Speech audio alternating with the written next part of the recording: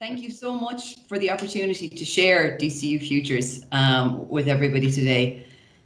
And now for the scary bit. I hope everybody can see my screen okay. And as Padraig said, my name is Blánaid and I'm the Dean of Strategic Learning Innovation, and I'm here today to talk to you about DCU Futures. And DCU Futures, if I get my slides to move on, apologies. There. This is an image that sums up what DCU Futures is all about. And what we see is the students there at the front of the picture have travelled a defined path to this point, but in DCU Futures, our aim is to enable that student to develop their personal agency so that they have the capability to imagine and to pursue a life that they have reason to value, and that's a value to their society and to the world. And so what you see is that that person there has an undefined path in front of them that's not limited by where they've come to date, but they're stridently, purposefully moving forward with a clear plan of what they want to do going forward. And that's at the heart of what it is we're trying to do in DCU Futures. So the question we asked ourselves at the beginning of this is, how can we best prepare students to thrive in this unscripted world that's defined by unprecedented levels of technological and societal change? How can we give them that personal agency to enable them to thrive in a world that has value to them and that's of value to life and to the world? And our answer to that was to radically reimagine how we're doing undergraduate education, right through from program design through to how we deliver the program, how we assess the program, but fundamentally to underpin that throughout with an authentic, explicit and impactful commitment to transversal skills. So it is no longer, as Padraig said, that the knowledge set is the sole definer of what it is, why it is that you come to university and what your learning experience is when you get there, but instead the transversal skill development. And it's my colleague, Dr. Kieran Dunn, who's our Transversal Skills Director, has a wonderful capability to explore what we mean by certain terms. So when we went back to talk to transversal skills, it means a very specific thing to me as an analytical chemist, but Kieran is his expertise is in creativity and futures thinking, so it means a very different thing to him. So one of the things we've done from the very beginning is to define, based on international best practice, what we mean by different terms. So when we talk about transversal skills, we are talking about that very broad church of skills that are not specifically related to any particular job, task, academic discipline or area of knowledge, but that can be used in a wide variety of situations and work settings. And those are the skills that we are going to explicitly and authentically embed and weave through the program, regardless of what the discipline area is. So what is DCU Futures? This is DCU Futures. It is 3 pillars. It is the next evolution around what our students are going to learn. So it is an unprecedented scale for us here in DCU. It is 10 new programs and specialisms rolled out over September 21 and September 22. At new emerging interdisciplinary spaces as we move into as we move further into this world that's increasingly defined by digitalization, transitioning to a zero carbon economy, but also our responsibility to support in the most broad possible sense a sustainable global society. But that's only one part of what it is we're looking at. The second component is transforming how our students on those programs are going to learn.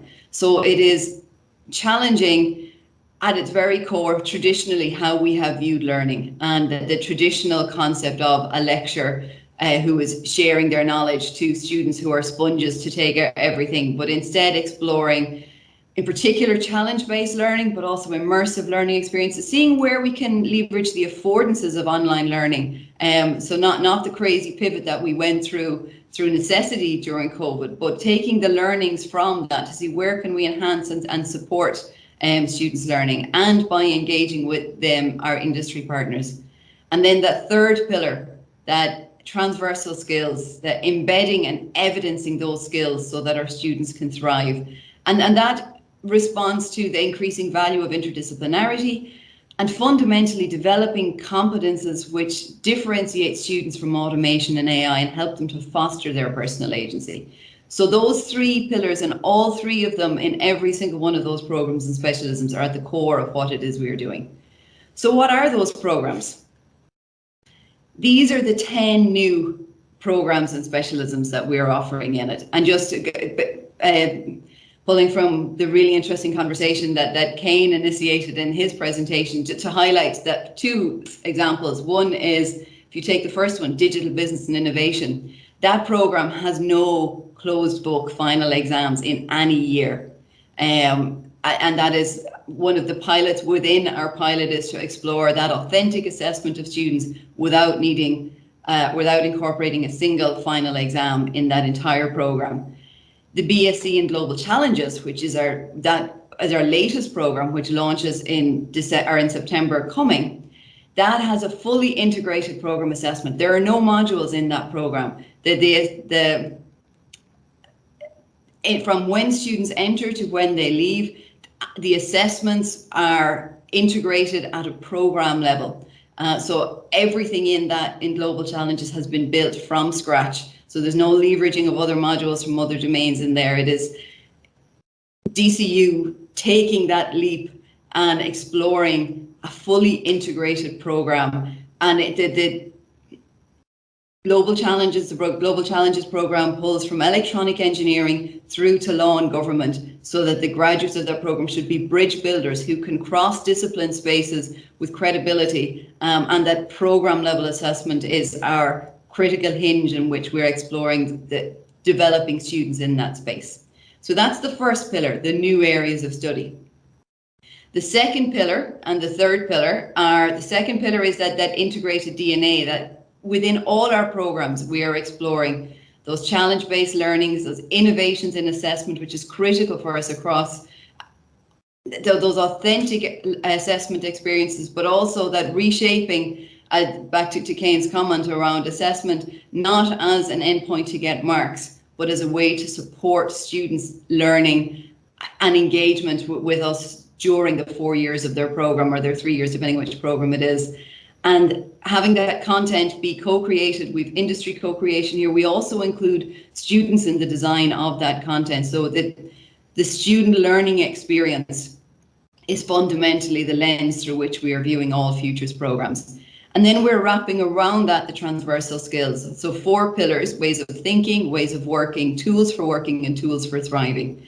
And so students, regardless of whether they're studying psychology and disruptive technologies or mechanical and sustainability engineering, they are explicitly developing their transversal skills as they move through the years of their program, from everything from ethical decision making through to entrepreneurship, through to the challenging ones like explicitly the tools for thriving. So that career visioning from a place of not this is where we fill in our CV, though that's important, but what are, at an individual student level, what are their values and what careers going forward will allow them to thrive based on their value set, and giving them those competences then to be able to have that personal agility, that regardless of what the future is. So there was the last time I've spoken about futures, I got slagging afterwards because we don't talk about future proofing our students, because future proofing imagines a future and then develops the students to be able to meet that future. Instead, we talk about having our students be future capable, so that regardless of what the future holds for them, they can thrive in that space. So fundamentally, to achieve DCU Futures, which is really critical, I think, to share today, the programs are just the tip of the iceberg. To achieve them, we had to fundamentally redesign our approval processes for our programs, increase our staff capacity so that they could learn firstly what these different innovations in teaching and learning, but also how to develop them within their modules and their programs. To explicitly call out that the core of our institutional strategy is this curriculum renewal. We also stood up DCU Studio, which is a team of dedicated learning designers and learning technologists to be able to work with our academic staff to build these new types of learning experiences for students. And to build in that flexibility so that we can be responsive. Bringing all those strands together got us DCU Futures. What that means from a student perspective is that we are exploring, with the Teaching Enhancement Unit in particular, co-development of those authentic assessment strategies, where we think instead of to put a new coat of paint on the house that Kane talked about, to instead go back to the beginning and rebuild what that looks like. We have students as partners from design of the programme through to students as partners in assessment, building on work that Rob Blánaid has done in particular. And that we develop all our modules, regardless of whether they have online components or designed fully from a pedagogy-led space that focuses on that active learning and those interactions, not just staff-student, but scaffolding of peer-to-peer interactions and student supports, and fundamentally considering the context of modules within that overall programme structure. And that's been a critical aspect for us, is that instead of having modules be building blocks for programme, the programme is the start point and it cascades down from there. So from the other critical point that I wanted to flag is fundamentally the student learning experience and what the student experiences as they move through all aspects of their time with us here in DCU is the lens through which we are viewing everything from DCU Futures perspective. So the question we're asking fundamentally is, what does the student learning experience look like? And not from the perspective of Billy Kelly, who has been certainly a thought leader with us internally in terms of how we develop it out, talks around how the aim of Futures is not to be the equivalent of sending a student on a nice holiday and then telling them, wasn't that a wonderful holiday because I paid for it and it's fantastic, but instead to send them on that, but to have the conversation with them before, during and after, and what is it they want from that holiday. Then during it, are they experiencing it as we planned for them to do, and what would they like to see as part of it? So one of the critical components for us has been, on top of all the usual points, that we have students on programme boards, we have students on education committee, but within DCU Futures we wanted to build an explicit stakeholder base of our students, where they saw where they fitted into the conversation and where they meaningfully contributed in. So with the Quality Promotions Office and my brilliant colleagues, Ashley McKenna, who you'll hear later in the session, and also Jane Burgett-Chan, we developed the DCU Future Student Summits. So they meet, so every year of the programme we have 2 students representing, and we'll bring those same students with us from year 1, year 2, year 3, year 4, meeting once a semester in a very structured way so that we can capture what their thoughts and their feedback is, have an ongoing dialogue. That's the fundamental component of it, is to give them a meaningful voice at the table, but in an ongoing structured way so that they speak, but also we have to listen and we have to respond back, so that it's a meaningful dialogue from both perspectives. There are 2 very last points that I wanted to make, so I don't want to run out of time. The first is to point out quite fundamentally, in order to be able to achieve DCU Futures, we had to reimagine right back to the core of how we accredit our programme. So we designed in that agility and that flexibility, but also the quality assurance aspects. So that quality by design piece was built in, but also a flexibility in a way that we never had before. And this is, I pulled this directly from the Academic Council approval to make sure I didn't make any mistakes on it. So apologies if you can't read components of it. But on the top, our usual accreditation approach is that it's a 2-step. So for a new programme, there's a validation and then an accreditation. And then the full 4 years or 3 years of that programme are accredited at that point. In DCU Futures, we've kept those 2 steps, but the second step is a modified accreditation, where at the initial point, we're accrediting the programme academic outcomes, the award title and the high-level structure, and what content we intend to include. But we have an ongoing review of the module, the programme design, the innovation pedagogy, how that is scaffolded through the 4 years of the programme. All but 2 of the programmes are 4 years, and those 2 programmes have an optional 1-year interplacement, so they can be 4 years as well.